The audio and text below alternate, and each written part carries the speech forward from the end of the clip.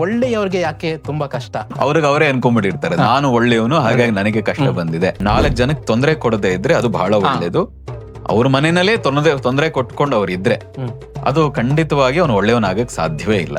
ಈ ದೇಶ ಬಿಟ್ಟು ಹೊಡೋದ, ಯಾವ ದೇಶದಲ್ಲಿ ಇದಾನೋ ಅಲ್ಲಿಯೇ ಅವನು ಕದ್ದು ಮುಚ್ಚಿ ಬದುಕುವ ರೀತಿಯಾಗಿದ್ದಾನೆ. ಎಷ್ಟೋ ಸಾವಿರ ಕೋಟಿ ಹಣ ಇದೆ. ಸಮಸ್ಯೆ ಅನ್ನೋದು ಎಲ್ಲಿದೆ? ನೀವು ಬರೀ ಅದನ್ನ ನೋಡ್ತಾ ಇದ್ದೀರಿ. ಇಡೀ ದಿನ ಒಳ್ಳೆ ನಿದ್ದೆ ಮಾಡ್ತಾ ಇದ್ದೀರಾ, ಎಲ್ಲಿ ಸಮಸ್ಯೆ ಇದೆ? ಇಲ್ಲ. ಊಟ ಮಾಡ್ತಾ ಇದ್ದೀರಾ, ಎಲ್ಲಿ ಸಮಸ್ಯೆ ಇದೆ? ಬ್ರಾಂಡೆಡ್ ಬಟ್ಟೆ ಇಲ್ದೆ ಹೋಗ್ಬಹುದು, ಆದ್ರೆ ಮೈ ಬುಚ್ಚಕ್ಕೆ ಒಂದು ಬಟ್ಟೆ ಕೊಟ್ಟಿದ್ದಾನೆ, ಅದನ್ನ ನೋಡೋದೇ ಇಲ್ಲ ನಾವು. ಆ ಪರಮಾತ್ಮನ ಹೆಸರೇ ಅದಕ್ಕೋಸ್ಕರ ಬಂದಿರುವಂತದ್ದು. ಹಾಗಾಗಿ ಅವನ್ ನಿಮ್ಗೆ ಕಷ್ಟ ಕುಟ್ಕೊಂಡು ಕುತ್ಕೊಳ್ಳೋಕೆ ಪಾಪ ಅವನಿಗೆ ಟೈಮ್ ಇಲ್ಲ. ಏನಿದೆಯೋ ಅದನ್ನ ನೋಡ್, ಫಸ್ಟ್ ಖುಷಿ ಪಡಿ. ಏನಿದೆಯೋ ಅದ್ರಲ್ಲಿ ತೃಪ್ತಿ ಪಡೋಕ್ ಶುರು ಮಾಡಿ, ಇನ್ ನುಳಿದು ನಿಮ್ಗೆ ಬಂದೇ. ಎಲ್ಲಾ ದೇಶಗಳು ಭೋಗ ಪ್ರಧಾನ ದೇಶಗಳು. ಇಲ್ಲೂ ಭೋಗ ಇದೆ, ಆದ್ರೆ ಪ್ರಧಾನವಾದದ್ದು ಕರ್ಮ. ನಾವು ಕರ್ಮವನ್ನ ನಂಬುತ್ತೀವಿ. ಮತ್ತೆ ಈ ಕರ್ಮ ಅನ್ನೋದು ನಮ್ಮ ದೇಹಕ್ಕ ಇಲ್ಲ ನಮ್ಮ ಆತ್ಮಕ್ಕ ಗುರುಡೆ? ಆತ್ಮ ಸುಡಕ್ಕಾಗಲ್ಲ, ಕತ್ತರಿಸಕ್ಕಾಗಲ್ಲ, ಅದಕ್ಕೆ ಯಾವ ದೋಷವೂ ಇಲ್ಲ. ಆದ್ರೆ ಆತ್ಮವನ್ನು ಸುತ್ತು ನಿಂತಿರುವಂತ ಸೂಕ್ಷ್ಮ ಶರೀರ ಅರ್ಥಾತ್ ಮನಸ್ಸು ಏನಿದೆ ಅದಕ್ಕೆ ಕರ್ಮ ಬಾಧಿಸ್ತದೆ. ಮತ್ತೆ ಈ ಸತ್ಯ ಗುರುಗಳು ಸುಳ್ಳು ಗುರುಗಳು ಒಂದ್ ಸ್ವಲ್ಪ ಕನ್ಫ್ಯೂಸ್ ಆಗುತ್ತೆ. ಅದನ್ನ ಗುರುತಿಸೋದು ಹೇಗೆ ಗುರುಗಳೇ? ಇಲ್ಲ, ಗುರು ಅನ್ನೋದು ಒಂದೇ. ಅಲ್ಲಿ ಸತ್ಯ ಗುರು ಸುಳ್ಳು ಗುರು ಅನ್ನೋದಿಲ್ಲ. ಅವ್ರು ಸರಿ ಇಲ್ವಾ, ಅವ್ರ ಮುಂದೆ ಹೋಗಿ ಖಂಡಿಸುತ್ತೆ. ಜೀವನದ ಪರಮ ಗುರಿ ಏನು ಗುರುಗಳೇ? ಅವ್ರವ್ರ ಗುರಿ ಅವ್ರವ್ರಿಗೆ. ನಮ್ದಾಗ ಮೋಸ ಮಾಡ್ತಾರಲ್ಲ, ಆದ ಕಾರಣಕ್ಕೆ ಹೇಗ್ ನಿಭಾಯಿಸ್ಬೇಕು? ನೋಡಿ, ನಂಬದವರೇ ಮೋಸ ಮಾಡಕ್ ಸಾಧ್ಯ, ನಂಬದೇ ಇರೋರು ಹೆಂಗ್ ಮೋಸ ಮಾಡ್ತಾರೆ ನಿಮ್ಗೆ? ಮತ್ತೆ ಇಂದಿನ ಕಾಲದಲ್ಲಿ ಪ್ರೀತಿ ಅನ್ನೋದು ಉಳಿದಿದ್ಯಾ ಗುರುಗಳೇ? ಒಂದು ಮಾನವೀಯತೆ ಆಗಿ ಉಳಿದಿದ್ಯಾ? ತುಂಬಾ ಯಾರು ಮಾನವೀಯತೆಯಿಂದ ಇದ್ದಾರೋ, ಯಾರು ಪ್ರೀತಿಯಿಂದ ಇದ್ದಾರೋ ಅವರಿಗೆ ನೀವು ಸ್ವಲ್ಪ ಗೌರವ ಕೊಡೋದನ್ನ ಕಲಿಬೇಕು. ಯಾರು ಮಾನವೀಯತೆಯಿಂದ ವರ್ತಿಸ್ತಾರೋ, ಪ್ರೀತಿಯಿಂದ ವರ್ತಿಸ್ತಾರೋ, ನಮಗೊಂದು ಭಯ ಶುರು ಆಗ್ಬಿಡುತ್ತದೆ. ಯಾರಿಗಿಲ್ಲ ಅವ್ರಿಗೆ ಭಯ ಶುರು ಆಗ. ಕುಟುಂಬದ ಕಲಹಗಳು ಆಗ್ತಾ ಇರ್ತಾವ ಗುರುಗಳೇ, ಅದನ್ನ ಕಡಿಮೆ ಮಾಡಬಹುದಾ? ರಾಮ ಜಪಕ್ಕೆ ಅದ್ಭುತ ಶಕ್ತಿ ಇದೆ. ಮನೆಯಲ್ಲಿ ಒಂದು ಅದ್ಭುತವಾದಂತ ಧನಾತ್ಮಕ ಅಂಶವನ್ನ ಹೆಚ್ಚು ಮಾಡಿ ನಿಮ್ಮ ಮನ ಸ್ಥಿತಿ ಬದಲಾಯಿಸ್ಕೊಳ್ಳಿ, ಮನೆಯ ಸ್ಥಿತಿ ತನಗೆ ತಾನೇ ಬದಲಾಗ್ತದೆ. ಎಲ್ಲಿ ರಾಮನೋ ಅಲ್ಲಿ ಹನುಮನು, ಎಲ್ಲಿ ಹನುಮನೋ ಅಲ್ಲಿ ರಾಯರು, ರಾಯರೆಲ್ಲೋ ರಾಯರ ಭಕ್ತ ಅನ್ನತ್ತಾ ನಮ್ಮದೊಂದು ಸಂಕಲ್ಪ. ಪ್ರತಿ ವಾರವೂ ಕೂಡ ರಾಯರ ದರ್ಶನ ಮಾಡಬೇಕು, ಅಲ್ಲಿಯ ಒಂದು ಪೂಜಾ ಕೈಂಕರ್ಯವನ್ನು ನೋಡಬೇಕು, ಅಲ್ಲಿನ ಸ್ಥಳ ಮಹಿಮೆಯನ್ನು ತಿಳ್ಕೋಬೇಕು ಅನ್ನೋ ಒಂದು ಆಸೆ. ಆ ಆಸೆಯ ಪ್ರಕಾರ 108 ಮಠ ದರ್ಶನ ಆಗಿದೆ. ಮತ್ತು ಶೀಘ್ರದಲ್ಲೇ ನಾವು ಮತ್ತಷ್ಟು ಮಠ ದರ್ಶನವನ್ನು ಮಾಡುವಂತಹ ಭಾಗ್ಯ ಆ ರಾಯರು ಮತ್ತೆ ಕರುಣಿಸಲಿ. ಈ ಮಧ್ಯೆ ಚಿಂತನಾ ಮಂಥನವೆಂಬ ಕಾರ್ಯಕ್ರಮ ಹಾಗೂ ನನ್ನ ಜೀವನದಲ್ಲಿ ರಾಯರುವಂತಹ ಕಾರ್ಯಕ್ರಮ ಹಾಗೂ ವಿಶೇಷ ವ್ಯಕ್ತಿಗಳ ಒಂದು ಆಧ್ಯಾತ್ಮಿಕ ಒಂದು ಸಂದರ್ಶನ ಕೂಡ ನಡೆಯುವಂತಹ ಈ ಒಂದು ರಾಯರ ಭಕ್ತ ಚಾನಲ್ಗೆ ತಮ್ಮ ಬೆಂಬಲದಿಂದ 40,000 ಗಡಿ ದಾಟಿ ತಮ್ಮೆಲ್ಲರಿಗೂ ಧನ್ಯವಾದನ ಅರ್ಪಿಸ್ತೇನೆ. ಹಾಗಾಗಿ ಒಂದು ವಿಶೇಷವಾದಂತಹ ಸಂಚಿಕೆ ಇವತ್ತು ನಮ್ಮ ಜೊತೆ ಇದ್ದಾರೆ. ಉಪಾಸನಾ ಫೌಂಡೇಶನ್ನ ಸಂಸ್ಥಾಪಕರಾದಂತಹ ಮಾರ್ಗದರ್ಶನಗಳು ಸದ್ಗುರು ಶ್ರೀಗಳು ಅವರ ಈ ಒಂದು ವಿಶೇಷವಾದ ಸಂಚಿಕೆ ಸಿಕ್ಕಿದ್ದು ನಮ್ಮ ಅದೃಷ್ಟ. ಅವರನ್ನು ಬರಮಾಡ್ಕೊಳ್ತಾ ಈ ವಿಶೇಷ ಸಂಚಿಕೆಯನ್ನು ಪ್ರಾರಂಭ ಮಾಡೋಣ. ಗುರುಜಿಯವರು ನಮಸ್ಕಾರ. ನಿಮ್ಮ ಒಂದು ಸಂದರ್ಶನ ನಮಗೆ ಸಿಕ್ಕಂತಹ ಭಾಗ್ಯ. ಹೀಗಾಗಿ ಕೆಲವೊಂದು ಸಾಮಾನ್ಯ ಜನರ, ನಮ್ಮ ವೀಕ್ಷಕರ ಕೇಳ್ತಿರುವಂತಹ ಪ್ರಶ್ನೆಗೆ ಒಂದು ಸಮಂಜಸವಾದಂತಹ ಉತ್ತರನ ತಮ್ಮಲ್ಲಿ ಪಡ್ಕೊತೇನೆ. ಈ ಒಂದು ಜೀವನದಲ್ಲಿ ಒಳ್ಳೆಯವ್ರಿಗೆ ಯಾಕೆ ತುಂಬಾ ಕಷ್ಟ ಅನ್ನೋದನ್ನ ಕೇಳ್ತಾರೆ ತುಂಬಾ. ನೋಡಿ, ಕೇಳೋರೇ ಒಂದ್ ಪ್ರಶ್ನೆ ಮಾಡ್ಕೋಬೇಕು, ಒಳ್ಳೆಯವನು ಅಂದ್ರೆ ಯಾರು? ಅವ್ರಿಗೆ ಅವರೇ ಅನ್ಕೊಂಡ್ಬಿಟ್ಟಿರ್ತಾರೆ, ನಾನು ಒಳ್ಳೆಯವನು ಹಾಗಾಗಿ ನನಗೆ ಕಷ್ಟ ಬಂದಿದೆ ಅಂತ ಅವ್ರಿಗೆ ಅವರೇ ಅನ್ಕೊಂಡ್ಬಿಡ್ತಾರೆ. ಅದು ಬಹಳ ತಪ್ಪು. ನಾನು ಹೊಡೆದಾಗೆ ಒಳ್ಳೆಯವರಿಗೆ ಕಷ್ಟ ಬರಲ್ಲ, ಬಂದ್ರು ಕಡಿಮೆ. ಮತ್ತು ನೋಡ್ರಿ, ಕೆಟ್ಟವ್ರಿಗೂ ಕಷ್ಟ ಬರ್ತದೆ, ಒಳ್ಳೆಯವ್ರಿಗೂ ಕಷ್ಟ ಬರ್ತದೆ. ಒಳ್ಳೆಯವ್ರಿಗೆ ಮಾತ್ರ ಕಷ್ಟ ಬರ್ತದೆ ಅನ್ನೋದು ತಪ್ಪು ಕಲ್ಪನೆ. ಮತ್ತೆ ಅವ್ರಿಗೆ ಅವರೇ ಹಾಕೋಬಾರ್ದು ನಾನು ಒಳ್ಳೆಯವನು. 4 ಜನಕ್ಕೆ ತೊಂದರೆ ಕೊಡದೆ ಇದ್ರೆ ಅದು ಬಹಳ ಒಳ್ಳೇದು.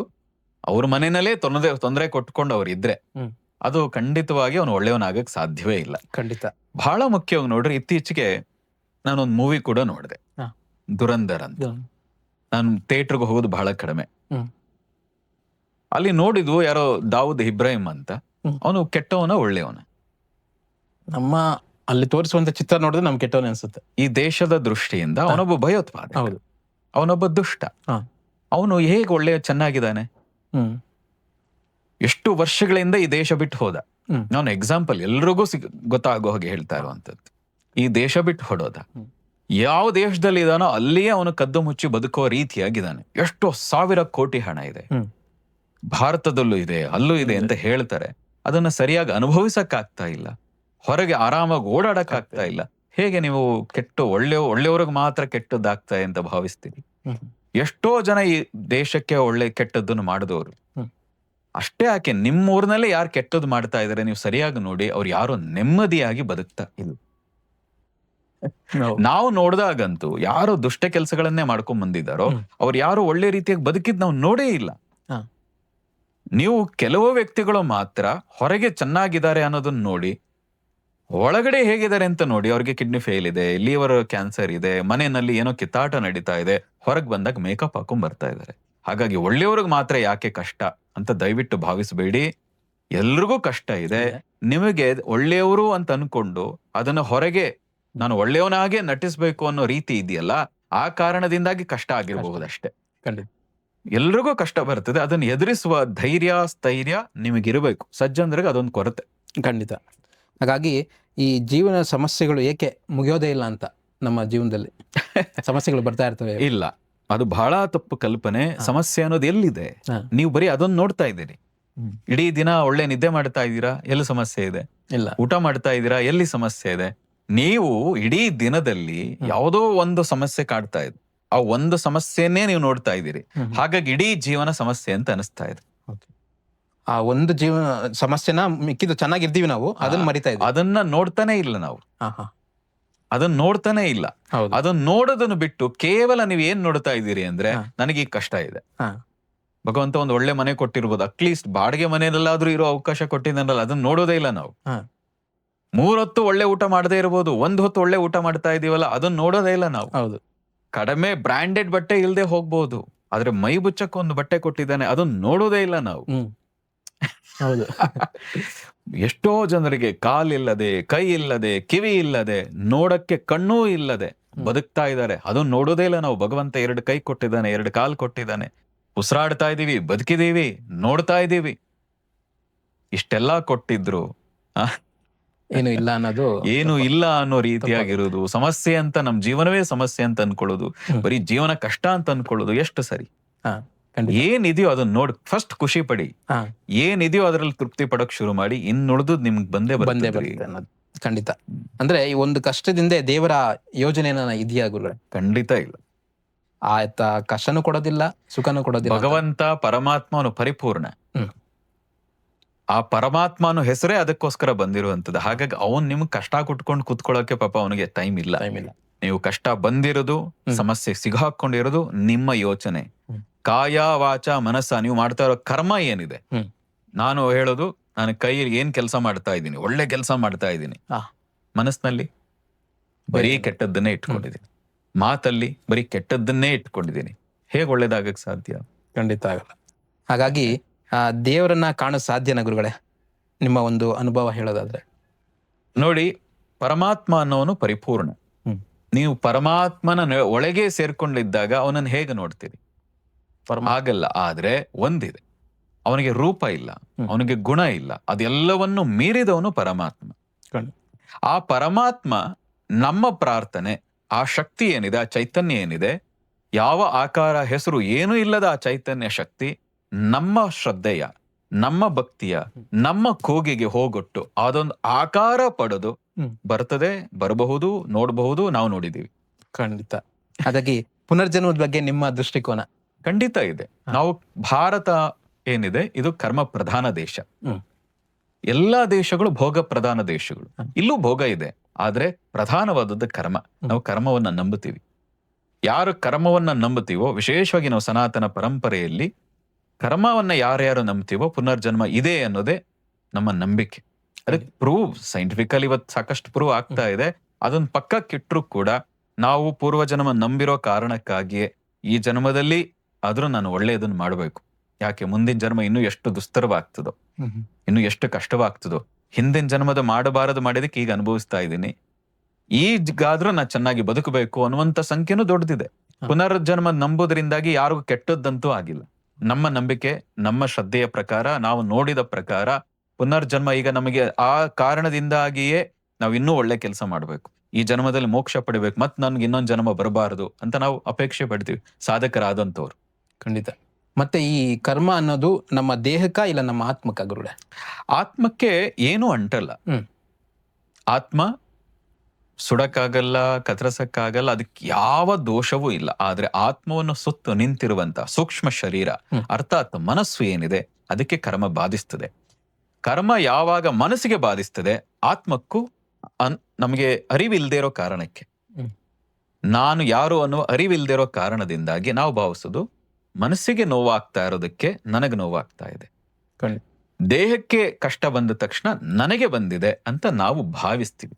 ಆದ್ರೆ ಆತ್ಮಕ್ಕೆ ಯಾವ ದೋಷವೂ ಇಲ್ಲ, ಅರ್ಥಾತ್ ನನಗೆ ಯಾವ ದೋಷವೂ ಇಲ್ಲ, ಯಾವ ಕಷ್ಟವೂ ಇಲ್ಲ, ಯಾವ ಸಮಸ್ಯೆಗಳು ಯಾವ ಕರ್ಮಗಳು ಬಾಧಿಸೋದಿಲ್ಲ. ಬಾಧಿಸೋದೇನಿದ್ರು ದೇಹಕ್ಕೆ, ವಿಶೇಷವಾಗಿ ಮನಸ್ಸಿಗೆ, ಸೂಕ್ಷ್ಮ ಶರೀರಕ್ಕೆ ಮಾತ್ರವೇ ಕರ್ಮ ಇರೋದು, ಬಾಧಿಸೋದು, ಕಾಡೋದು. ಮತ್ತೆ ಈ ಸತ್ಯ ಗುರುಗಳು ಸುಳ್ಳು ಗುರುಗಳು ಒಂದ್ ಸ್ವಲ್ಪ ಕನ್ಫ್ಯೂಸ್ ಆಗುತ್ತೆ, ಅದನ್ನ ಗುರುತಿಸೋದು ಹೇಗೆ ಗುರುಗಳೇ? ಇಲ್ಲ, ಗುರು ಅನ್ನೋದು ಒಂದೇ, ಅಲ್ಲಿ ಸತ್ಯ ಗುರು ಸುಳ್ಳು ಗುರು ಅನ್ನೋದಿಲ್ಲ. ಆ ಗುರು ಸ್ಥಾನದಲ್ಲಿದ್ದು ಕೆಲವರು ತಪ್ಪು ಮಾಡಬಹುದು, ಬಿಟ್ರೆ ಗುರು ಅಂತ ಹೇಳಿದ್ರೆ ಅಲ್ಲಿ ಸತ್ಯ ಗುರು ಸುಳ್ಳು ಗುರು ಪರಮ ಗುರು ಅಂದ್ರೆ ಆ ಪರಂಪರೆ ಅನ್ನೋದಿದೆ, ಬಿಟ್ರೆ ಈ ಸತ್ಯ ಗುರು ಸುಳ್ಳು ಗುರು ಅನ್ನೋದು ಇಲ್ಲವೇ ಇಲ್ಲ. ಹಾಗೆ ನೋಡ್ಲೂಬೇಡಿ. ಹಾಗೆ ನೋಡಿ ನೋಡಿ ನೀವು ದೋಷಕ್ಕೊಳಗಾಗ್ತೀರಿ. ಹೌದು, ಅವ್ರು ಸರಿ ಇಲ್ವಾ, ಅವ್ರ ಮುಂದೆ ಹೋಗಿ ಖಂಡಿಸಿ. ಹಿಂದೆ ನಿಂತು ಅಪಹಾಸ್ಯ ಮಾಡಿಕೊಂಡು ನಿಂದನೆ ಮಾಡ್ಕೊಂಡಿದ್ರೆ ಅದರಿಂದ ನಿಮಗಂತೂ ಒಳ್ಳೇದಾಗಲ್ಲ. ನಾವು ಹೇಳುದು, ಖಂಡಿತ. ಈಗ ನಾವೇ ತಪ್ಪು ಮಾಡ್ತಾ ಇದ್ರೆ ಪ್ರಶ್ನೆ ಮಾಡಿ, ಹೀಗೆ ಯಾಕೆ ಮಾಡಿದ್ರಿ ಅಂತ ಪ್ರಶ್ನೆ ಮಾಡಿ. ಎಲ್ಲೋ ನಿಂತ್ಕೊಂಡು ಯಾರೋ ಹೇಳಿದ ಮಾತನ್ನು ಕೇಳಿ ಇವರು ಗುರು ಸರಿ ಇಲ್ಲ ಅಂತ ಹೇಗೆ ನಿರ್ಧಾರ ಮಾಡ್ತೀರಿ?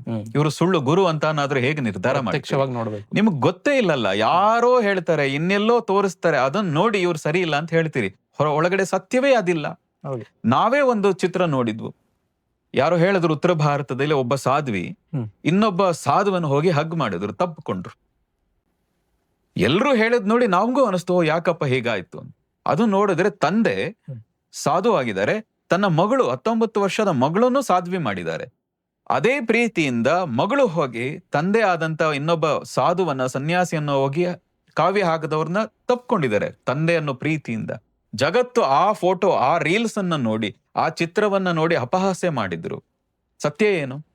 ಅದು ತಂದೆ ಮಗಳು ತಂದೆ ಮಗಳು ಅನ್ನುವಂತ ಸಂಬಂಧವೂ ಗೊತ್ತಿಲ್ಲದೆ ನೀವು ನಿಮ್ಮ ಕೆಟ್ಟ ದೃಷ್ಟಿಯಿಂದ ನೋಡ್ತಾ ಇದ್ದೀರಲ್ಲ, ಅದು ಎಷ್ಟು ಸರಿ? ನೀವು ಇನ್ಯಾರೋ ಗುರುವನ್ನು ಟೀಕೆ ಮಾಡ್ತೀರಿ, ಆದ್ರೆ ಅಲ್ಲಿ ಒಳಗಿರೋ ಸತ್ಯವೇ ಬೇರೆ ಇದೆಯಲ್ಲ. ಅದನ್ನ ನೋಡದೆ ಟೀಕೆ ಮಾಡೋದು, ಅಪಹಾಸ್ಯ ಮಾಡೋದು, ನಿಂದನೆ ಮಾಡೋದು ನಿಮ್ಮ ಆಧ್ಯಾತ್ಮಿಕ ಅಲ್ಲ, ನಿಮ್ಮ ಲೌಕಿಕ ಬದುಕನ್ನೇ ದುಸ್ತರ ಮಾಡಬಹುದು ಗುರು ನಿಂದನೆ. ಖಂಡಿತ. ಇದು ಮತ್ತೆ ಜೀವನದ ಪರಮ ಗುರಿ ಏನು ಗುರುಗಳೇ? ಅವರವ್ರ ಗುರಿ ಅವರವರಿಗೆ. ಆದ್ರೆ ನಾನು ಧಾರ್ಮಿಕವಾಗಿ ಆಧ್ಯಾತ್ಮಿಕವಾಗಿ ಹೇಳೋದಿದ್ರೆ ನಮ್ಮೆಲ್ಲರ ಪರಮ ಗುರಿ ಸಾಕ್ಷಾತ್ಕಾರ, ಆತ್ಮ ಸಾಕ್ಷಾತ್ಕಾರ. ದಟ್ ಮೀನ್ಸ್ ನಾನು ಯಾರು ಅನ್ನುವ ಸೆಲ್ಫ್ ರಿಯಲೈಸೇಷನ್. ಎಲ್ಲಿಂದ ಬಂದೆ, ಯಾಕಾಗಿ ಬಂದೆ, ನಾನು ಮಾಡಬೇಕಾದದ್ದೇನು ಅನ್ನುವಂಥದ್ದೇನಿದೆ ಅದನ್ನು ತಿಳಿದು ಮೋಕ್ಷವನ್ನ ಪಡೆಯುವುದೇ ನಮ್ಮ ಪರಮ ಗುರು. ಆತ್ಮ ಸಾಕ್ಷಾತ್ಕಾರ ಪಡೆದವ್ರಿಗೆ ಮಾತ್ರವೇ ಮೋಕ್ಷ. ಹಾಗಾಗಿ ಆತ್ಮ ಸಾಕ್ಷಾತ್ಕಾರ ಪಡೆಯುವುದೇ ನಮ್ಮ ಪರಮ ಗುರಿ. ಅರ್ಥಾತ್ ನಾನು ಯಾರು ಅನ್ನೋದನ್ನ ತಿಳ್ಕೊಳ್ಳೋದೇ ನನ್ನ ಪರಮ ಗುರಿ. ಹಾಗೆ ತಿಳಿದು ಮೋಕ್ಷದ ಕಡೆಗೆ ಹೋಗುವಂಥದ್ದು. ಖಂಡಿತ. ಮತ್ತೆ ಪಾಪ ಪುಣ್ಯಗಳ ಪರಿಣಾಮ ಕೆಲಸ ಹೇಗ್ ಮಾಡುತ್ತೆ ಗುರುಗಳೇ? ನೋಡಿ, ಪಾಪ ಪುಣ್ಯ ಅನ್ನೋದು ಅದು ಅದರದೇ ಆದಂತ ರೀತಿ ಕೆಲಸ. ನೀವು ಕೆಟ್ಟ ಕೆಲಸಗಳನ್ನೇ ಮಾಡ್ತೀರಿ, ಪಾಪ ಕೃತ್ಯಗಳನ್ನೇ ಮಾಡ್ತೀರಿ, ದೈಹಿಕವಾಗಿ ರೋಗಗಳು ಬರ್ತವೆ, ಮಾನಸಿಕವಾಗಿ ರೋಗಗಳು ಬರ್ತವೆ, ನಿಮ್ಮ ಮುಂದಿನ ಪೀಳಿಗೆಗಳು ಸಮಸ್ಯೆಗಳಿಗೆ ಸಿಗಾಕೊಳ್ತದೆ. ಬೇರೆಯವರಿಗೆ ನೀವು ಪಾಪ ಕೆಲಸಗಳನ್ನೇ ಮಾಡ್ತಾ ಇದ್ರೆ. ಪುಣ್ಯದ ಕೆಲಸಗಳು ಮಾಡ್ತಾ ಇದ್ರೆ ಕಷ್ಟಗಳು ಬರಬಹುದು, ಆದ್ರೆ ಅದನ್ನು ಎದುರಿಸುವ ಸಾಮರ್ಥ್ಯನೂ ಬರ್ತದೆ. ಪುಣ್ಯದ ಕೆಲಸಗಳನ್ನು ಮಾಡಿದ್ರೆ ಕಷ್ಟ ಬರುವುದೇ ಇಲ್ಲ ಅಂತಿಲ್ಲ. ಯಾರ್ಯಾರಿಗೆ ದೇಹ ಧರಿಸಿದಾರೋ, ಪಂಚಭೂತಗಳಿಂದ ಆದ ದೇಹ, ಅದು ಕೃಷ್ಣ ಧರಿಸಿರ್ಲಿ, ರಾಮ ಧರಿಸಿರ್ಲಿ, ಯಾರೇ ಅದನ್ನ ಪಂಚಭೂತಗಳಿಂದ ಆದ ದೇಹವನ್ನ ಧರಿಸಿ ಭೂಮಿಗೆ ಬರ್ತಾರೋ ಅವರೆಲ್ಲರೂ ಒಂದಲ್ಲ ಒಂದು ರೀತಿಯ ಕಷ್ಟಗಳನ್ನ, ಸಮಸ್ಯೆಗಳನ್ನ ಎದುರಿಸಲೇಬೇಕು. ಈ ಭೂಮಿಗೆ ಬಂದಿರದೇ ಅದಕ್ಕಾಗಿ, ಅಂದ್ರೆ ಆ ಕರ್ಮ ಕಳ್ಕೊಳ್ಳೋದಕ್ಕಾಗಿ. ಆದ್ರೆ ಪುಣ್ಯ ಕೆಲಸಗಳನ್ನು ಮಾಡ್ತಾ ಯಾರು ಹೋಗ್ತಾರೋ ಅವರು ಅದನ್ನ ಸುಖವಾಗಿ ತಗೊಳ್ತಾರೆ, ಆ ಕಷ್ಟಗಳನ್ನು ಆಸ್ವಾದಿಸ್ತಾರೆ, ಮತ್ತು ಅವ್ರಿಗೆ ಕಷ್ಟ ಅಂತ ಅನ್ಸೋದೇ ಇಲ್ಲ. ಅದು ಸರಿಯಾಗಿ ಹೇಳೋದಿದ್ರೆ ಆ ಪುಣ್ಯ ಕಾರ್ಯಗಳ ಕಾರಣದಿಂದಾಗಿ, ಅವರ ಮಾನಸಿಕ ಸಾಮರ್ಥ್ಯ ಹೆಚ್ಚಾಗೋ ಕಾರಣದಿಂದಾಗಿ ಅವ್ರಿಗೆ ಆ ಕಷ್ಟಗಳು ಅಂತಾನೆ ಅನ್ಸಲ್ಲ. ಹೌದು. ಮತ್ತೆ ಈ ನೆಮ್ಮದಿಯಾಗಿ ಜೀವನ ಮಾಡ್ತಾರೆ. ಮತ್ತೆ ಈ ಲೌಕಿಕ ಜೀವನದಲ್ಲಿ ಯಾರನ್ನ ನಂಬಬೇಕು ಅನ್ನೋದು ಗೊತ್ತಾಗಲ್ಲ ಕೆಲವೊಂದ್ ಸಾರಿ. ನಾ ಹೇಳೋದು ನಿಮ್ಮನ್ನ ನೀವು ನಂಬಿ. ನೀವು ಯಾರ್ಯಾರನ್ನ ಯಾಕೆ ನಂಬಬೇಕು? ಫಸ್ಟ್ ನಿಮ್ಮನ್ನ ನೀವು ನಂಬಿ. ಬೇರೆಯವರು ಅವ್ರ ಜೊತೆಗೆ ಇರ್ತಾರೆ, ಡಿಪೆಂಡ್ ಆಗಬೇಡಿ. ಕೆಲವರು ನಮ್ದಾಗ ಮೋಸ ಮಾಡ್ತಾರಲ್ಲ, ಆ ಕಾರಣಕ್ಕೆ ಹೇಗ್ ನಿಭಾಯಿಸ್ಬೇಕು? ನೋಡಿ, ನಂಬದವರೇ ಮೋಸ ಮಾಡಕ್ ಸಾಧ್ಯ, ನಂಬದೇ ಇರೋರು ಹೆಂಗ್ ಮೋಸ ಮಾಡ್ತಾರೆ ನಿಮ್ಗೆ? ಹೌದು. ಆ ಒಂದು ಸಮಯದಲ್ಲಿ ನಾವು ಏನೇ ಮಾಡಿ ನೋಡಿ, ಯಾರಿಗೋ ನೀವೇನೋ ಸಹಾಯ ಮಾಡ್ಬೇಕು, ನಿಮ್ ಶಕ್ತಿ ಮೀರಿ ಯಾವತ್ತೂ ಮಾಡಕ್ ಹೋಗ್ಬೇಡಿ. ನಿಮ್ಮ ಹತ್ರ 1,000 ಇದ್ರೆ 100 ರೂಪಾಯಿ ಕೊಡಿ, 2,000 ಕೊಡಬಾರ್ದು. ಹಾ, ಹೌದು. ಸಾಲ ಮಾಡಿ 1,000 ಕೊಡೋದು ಅದು ನಿಮ್ಮ ಮೂರ್ಖತನ ಬಿಟ್ಟು, ನಿಮ್ಮ ದೌರ್ಬಲ್ಯ ಬಿಟ್ಟು ಬೇರೆ ಏನೂ ಅಲ್ಲ. ಖಂಡಿತ. ನಿಮ್ಮ ಏನ್ ಸಾಮರ್ಥ್ಯ ಇದೆ, ಜೊತೆಗಿರೋರು ನಂಬಲೇಬೇಕು, ಜೊತೆಗಿರೋರಿಗೆ ಸಹಕಾರ ಕೊಡ್ಲೇಬೇಕು. ಆದರೆ ಸಾಲ ಮಾಡಿ ನೀನು ಮಾಡಬೇಕಾದಂತ ಅವಶ್ಯಕತೆ ಇಲ್ಲ. ಖಂಡಿತ. ಈ ಒಂದು ನಮ್ಮ ಸಂಬಂಧಗಳನ್ನ ಒಂದು ಶಾಂತಿ ಕಾಯ್ಕೊಳ್ಳೋಕೆ ಏನ್ ಮಾಡ್ಬೇಕು? ಇವಾಗ ಸಂಯಮ. ಯಾವುದೇ ಸಂಬಂಧಗಳಲ್ಲಿ ನೋಡ್ರಿ, ಯಾವ ಮನುಷ್ಯನು ಪರಿಪೂರ್ಣ ಅಲ್ಲ. ನಾನು ಮೊದಲು ಹೇಳಿದೆ, ಪ್ರತಿಯೊಬ್ಬ ಅವರವರದೇ ಕಾರ್ಯಗಳಿರ್ತವೆ, ಅವರವರದೇ ದೃಷ್ಟಿಕೋನಗಳಿರ್ತವೆ. ವಿಶೇಷವಾಗಿ ನೀವು ಜೊತೆಗೆ ಬದುಕಬೇಕು ಅಂದಾಗ ಅವರ ಅಭಿಪ್ರಾಯಗಳಿಗೂ ನೀವು ಗೌರವ ಕೊಡೋದನ್ನ ಕಲಿಬೇಕು. ನಂದು ಮಾತ್ರ ನಡಿಬೇಕು ಅನ್ನೋದಿದ್ರೆ ಆಗ ಇನ್ನೊಬ್ಬರ ಜೊತೆ ಬದುಕೋದು ಕಷ್ಟ. ಯಾವಾಗ ನೀವು ಅವರ ಅಭಿಪ್ರಾಯಕ್ಕೂ ಗೌರವ ಕೊಡ್ತಿರೋ, ಅವರ ಅಭಿಪ್ರಾಯಕ್ಕೂ ಮಾನ್ಯತೆ ಕೊಡ್ತಿರೋ, ಅಥವಾ ಸಂಯಮದಿಂದ ಹೀಗಲ್ಲ ಹೀಗೆ ಅನ್ನೋದನ್ನ ತಿದ್ಲಿಕ್ ಸಾಧ್ಯ ಆಗ್ತದೋ, ಆಗ ಮಾತ್ರ ಸಂಬಂಧಗಳು ಚೆನ್ನಾಗಿರಕ್ ಸಾಧ್ಯ. ಬಂದದಕ್ಕೆಲ್ಲ ನೀವು ಎದುರು ಉತ್ತರ ಕೊಡ್ತಾ ಹೋದ್ರೆ ಯಾವತ್ತೂ ನೀವು ಸಮಾಜದಲ್ಲಿ ಬದುಕ ಸಾಧ್ಯವೇ ಆಗಲ್ಲ. ಮತ್ತೆ ಇಂದಿನ ಕಾಲದಲ್ಲಿ ಪ್ರೀತಿ ಅನ್ನೋರು ಉಳಿದಿದ್ಯಾ ಗುರುಗಳೇ? ಪ್ರೀತಿ ಆಗ್ಲಿ, ಒಂದು ಮಾನವೀಯತೆ ಆಗಿ ಉಳಿದಿದ್ಯಾ? ಖಂಡಿತ ಇದೆ. ನೋಡಿ, ಏನಾಗ್ಬಿಟ್ಟಿದೆ, ತುಂಬಾ ಯಾರು ಮಾನವೀಯತೆಯಿಂದ ಇದ್ದಾರೋ, ಯಾರು ಪ್ರೀತಿಯಿಂದ ಇದ್ದಾರೋ ಅವರಿಗೆ ನೀವು ಸ್ವಲ್ಪ ಗೌರವ ಕೊಡೋದನ್ನ ಕಲಿಬೇಕು. ಏನಾಗ್ಬಿಟ್ಟಿದೆ, ಯಾರು ಮಾನವೀಯತೆಯಿಂದ ವರ್ತಿಸ್ತಾರೋ, ಪ್ರೀತಿಯಿಂದ ವರ್ತಿಸ್ತಾರೋ, ನಮಗೊಂದು ಭಯ ಶುರು ಆಗ್ಬಿಡುತ್ತದೆ. ಯಾರಿಗಿಲ್ಲ ಅವ್ರಿಗೆ ಭಯ ಶುರು ಆಗ್ತದೆ, ಇವ್ರೇನೋ ಎಕ್ಸ್ಪೆಕ್ಟ್ ಮಾಡ್ತಾ ಇದ್ದಾರೆ ಅಂತ.